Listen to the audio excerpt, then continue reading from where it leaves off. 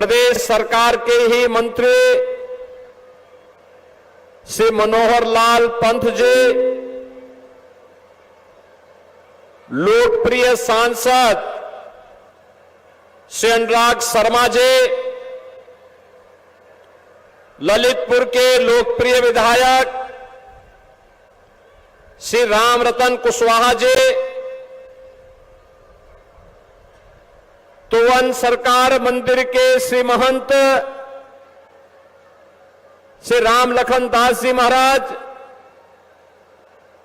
Bharatiya Janata party के जिलाध्यक्ष श्री हरीश चंद्र रावत जी, जिला पंचायत अध्यक्ष श्री कैलाश नारायण निरंजन जी, विधान परिषद सदस्य श्रीमती रमा निरंजन जी, जिला प्रभारी भारतीय जनता पार्टी श्री सुरेश अवस्थी जी, नगर पालिका परिषद के अध्यक्ष श्रीमती सोनाली जैन जी, भारी संख्या में पिछले 3 घंटे से इस कार्यक्रम में सहभागी बन रहे ललितपुर जनपद के मेरे सभी उपस्थित बहनों और भाइयों, आज मुझे बुंदेलखंड के सुंदरतम जनपदों में से एक, अपनी प्राकृतिक सौंदर्य के लिए विख्यात ललितपुर आने का अवसर प्राप्त हुआ और तुवन सरकार का भी मैंने दर्शन किया है।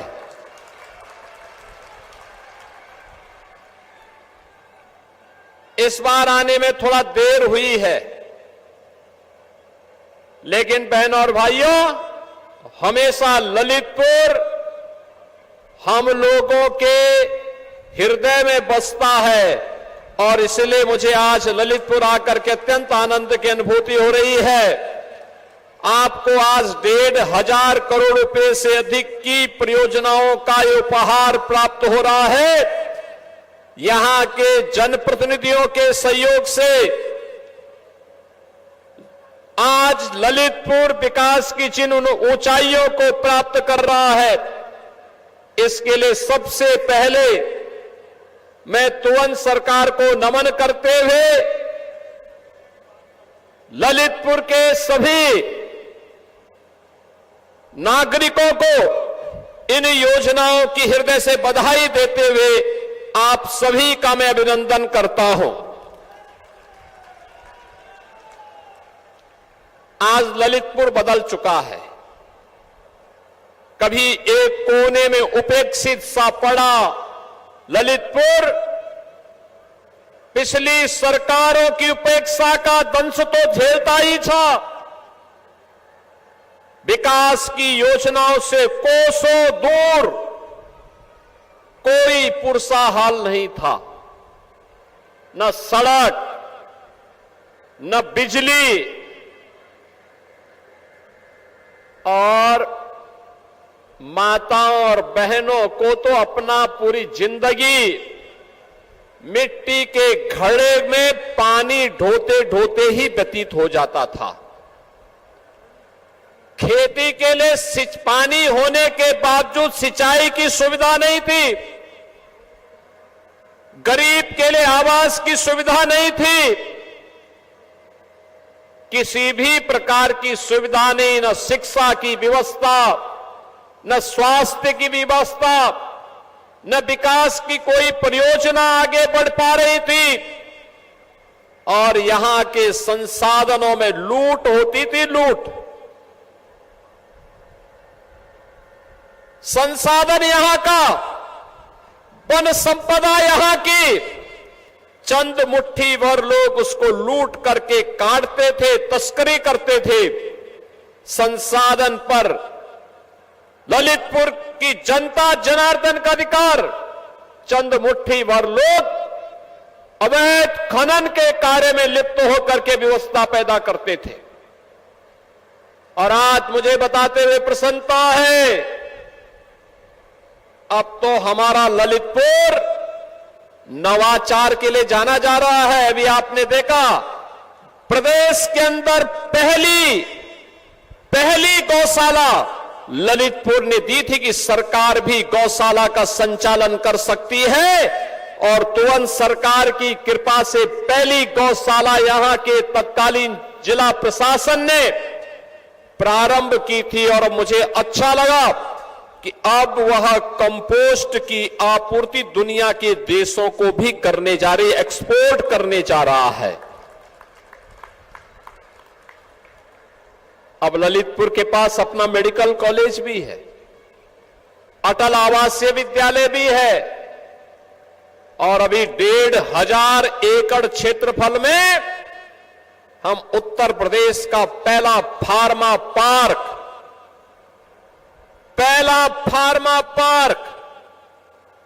आपके ललितपुर जनपद में बनाने जा रहे हैं। प्रदेश में कहीं बन रहा है तो ललितपुर में बनेगा, ललितपुर में, और उसके लिए हम पूरी तैयारी कर चुके हैं।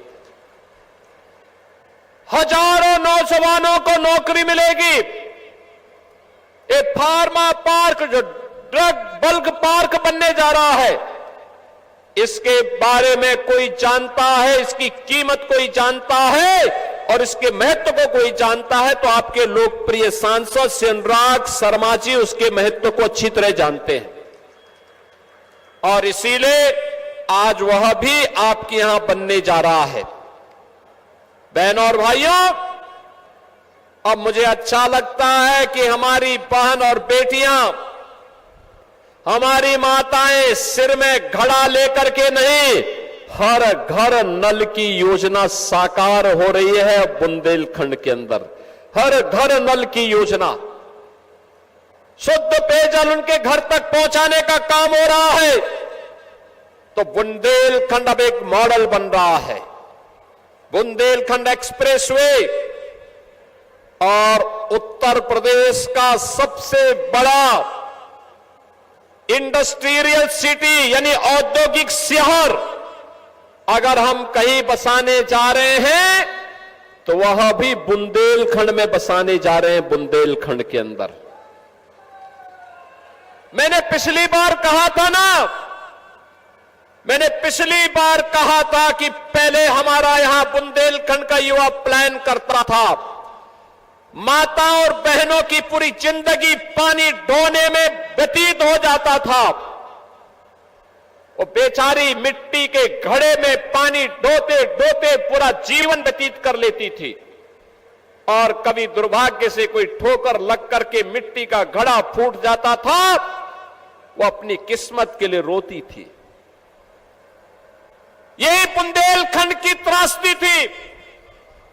ऐसा नहीं कि आपके पास जल संसाधन न रहा हो, ऐसा नहीं कि आपके पूर्वजों की मेहनत से बुंदेलखंड को सजाया और संवारा न हो, लेकिन पिछली सरकारों के निकम्मेपन के कारण, माफिया वृत्ति के नाते बुंदेलखंड पिछड़ा था। नौजवान पलायन कर रहा था, माफिया हावी थे। हर जिले में कोई न कोई माफिया नौजवानों की नौकरी पे डकैती डालता था, विकास की योजनाओं पर जबरदस्ती अपने गुंडों को बिठा करके जनता के हक को छीनने का कार्य करता था, और बुंदेलखंड अपने आप को ठगा हुआ महसूस करता था। बहनों और भाइयों, मैंने पिछली बार कहा था कि हम डिफेंस मैन्युफैक्चरिंग कॉरिडोर के हब के रूप में बुंदेलखंड को भी बस डेवलप करेंगे, और अब आपने देखा होगा यूपी के अंदर डिफेंस मैन्युफैक्चरिंग कॉरिडोर में जो मिसाइल बन रही है, ब्रह्मोस मिसाइल यूपी के अंदर बन रही है, और ये ब्रह्मोस मिसाइल जब दगी थी ऑपरेशन सिंदूर में तो पाकिस्तान के छक्के छुड़ा दिए थे। पाकिस्तान त्राही माम करते हुए दुनिया के अंदर जान की भीख मांगने के लिए मजबूर हो रहा था। यह है नए भारत की ताकत, और नए भारत की ताकत का नेतृत्व दे रहे देश के यशस्वी प्रधानमंत्री श्री नरेंद्र मोदी जी, और उन्हीं के मार्गदर्शन में उत्तर प्रदेश के साथ साथ बुंदेलखंड की भी व्यापक कायाकल्प हुई है। एक कायाकल्प की कहानी नौजवान के लिए नौकरी और रोजगार की है, बहन और बेटियों की सुरक्षा और उनकी समृद्धि से है। अब यहां की बहनें मिट्टी के घड़े में पानी ढोने के लिए नहीं, बल्कि बलेनी मिल्क प्रोड्यूसर के माध्यम से कैसे महिला स्वयंसेवी समूह तेजी के साथ आगे बढ़कर के अपनी आय बढ़ा सकती है, इसका मॉडल बन रही है। और उस मॉडल का प्रतीक कोई बन रहा है तो हमारा बुंदेलखंड बन रहा है, झांसी बन रहा है, ललितपुर बन रहा है। अब तो यहां पर विकास की योजनाएं, वर्षों से लंबित सिंचाई की परियोजनाओं को तेजी के साथ आगे बढ़ाने का काम किया गया है। आज आप देख रहे होंगे, कभी अर्जुन सहायक परियोजना कई दशकों से लंबित थी, आज पूरी हो गई। रतौली बांध, बावनी बांध, कसनौदा बांध, मझगावा और चिल्ली स्प्रिंकलर सिंचाई परियोजनाओं ने आज बुंदेलखंड के अन्नदाता किसानों की किस्मत को बदला है। कई गुना आमदनी हमारा अन्नदाता किसान अब कमा रहा है। याद करना, जब हम समग्र विकास की बात करते हैं तो मैं एक बात साफ कह देना चाहता हूं, बहन और भाइयों, विकास का कोई विकल्प नहीं हो सकता। विकास ही हम सबके जीवन में परिवर्तन लाएगा और उस विकास का भाग समाज के प्रत्येक तबके को बनाना पड़ेगा। हर नौजवान को, हर अन्नदाता किसान को, हर कारीगर को, हर हस्तशिल्पी को और हर व्यापारी को इसके साथ जोड़ना पड़ेगा। हर बेटी को जोड़ना पड़ेगा, हर बहन को विकास की योजना के साथ जोड़ना पड़ेगा। तब कई गुना विकास होगा, तब किस्मत बदलेगी, तब समृद्धि आपके घर में आएगी, आपके जनपद में आएगी। और यही तो डबल इंजन सरकार ने किया। यही भारतीय जनता पार्टी की डबल इंजन सरकार ने यही किया।